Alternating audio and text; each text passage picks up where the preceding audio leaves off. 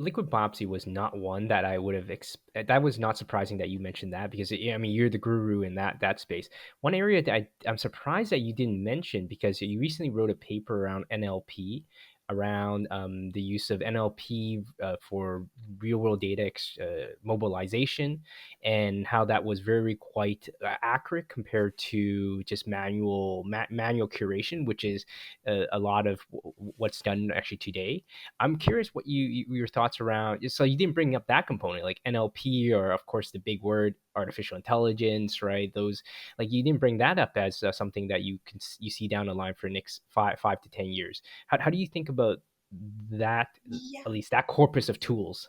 it's a great point, Lester. And I probably should have mentioned something about the work we've been doing in AI. I kind of feel like it's already here. It's already everywhere. We just have to learn how to use it. And I think some of the technology will improve, but I think it's here. And so because I'm so interested in the outcomes, I kind of don't think of how I get there. But we had this great opportunity to work with this team. They're from a company called Pentavere, and there are of course other teams that do great work with AI. And what they've developed is normally when we would do outcomes research or we would try and collect real world data, get an army of summer students and fellows and trainees, and people go in and they collect the data from the charts and they write everything down, and we have to cross check everything, and everyone has to type it the right way in the Excel sheet, and the statistician feeds through everything. And it's a lot of work. And so in this work that we did with Pentavere, they were actually able to plug into our medical record system, extract all the data, and populate the database all on its own. And it took, it did take us a week or two to develop the algorithms and develop the coding and the right language. They had to fine tune the database a little bit to really optimize capture of the data the way that we wanted it. But it didn't take, an army of 10,000 summer students in 5 years to put together, a 20,000 patient database. It was actually really easy. Just kind of flip the switch and it all just comes out. So we actually did a study. I thought that was great, but I was a little suspicious. And I thought, well, how do you know the computer's as good as people? So we actually did that. We got this army of summer students that collected all the data. One of our fellows, she's now in Sherbrooke in Quebec, Marie Pierre Gauthier. She supervised and she compared what the students put together versus what we gathered through the natural language processing, and it was highly concordant. Complex things that might have only gotten mentioned in the notes once or twice, natural language processing or AI was much better at finding. So medications, things that the doctors forgot to list, they were very good at that. Other things that were a little more challenging were, these sort of descriptive terms in medicine. So the lymph node was slightly enlarged versus the lymph node clearly had cancer.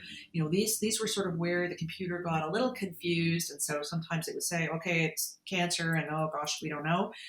Whereas the students might be able to cross-reference that somewhere else, or be able to make some other interpretations. So, by and large, for I would say 98% of the data we collected, the computer was at, or AI was as good or better than human or manual curation. There are a couple of things where, we still have to fine tune a little bit. But the real fault is actually in the medical records we keep, right? Because we don't do them systematically. It was always unstructured data where, a bit more of the art of medicine and sort of no discrete or firm terms for things.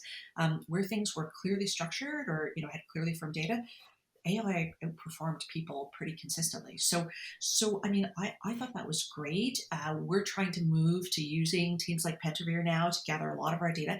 The other great thing about Pentavere is, if I do a study last summer and we want to publish in 2 summers, I have to go back and update everybody's information. And Mhm. so that requires another army. The students have to go in, we have to double check everything. With the natural language processing, you just hit the button and boom, everybody's records are caught up. So it really is fantastic. And that 1 or 2 week investment to make sure that you're collecting what you want and you fine tune your algorithms is so worth it. And it's so much faster and I think more accurate than a lot of the manual curation we do. So I think it's amazing for real world evidence. I think we should all just do it. I think we should make sure that we structure our health records so that you can get perfect data capture and use machine learning to really generate big data sets. Jeff Liu, whom I mentioned before, one of my colleagues, he's trying to harmonize data sets between different hospitals and cancer centers across Canada. And they're also trying to use natural language processing and artificial intelligence to kind of harmonize things. And then, If I publish a data series of 1,000 patients, well, that's great. But when you have 200,000 patients and you can keep their outcomes updated, that's incredibly powerful. Then you can start to see things in the data that you'll never find in a clinical trial, and you'll never find in these sort of small single center RWE reports. So I think this is the real potential.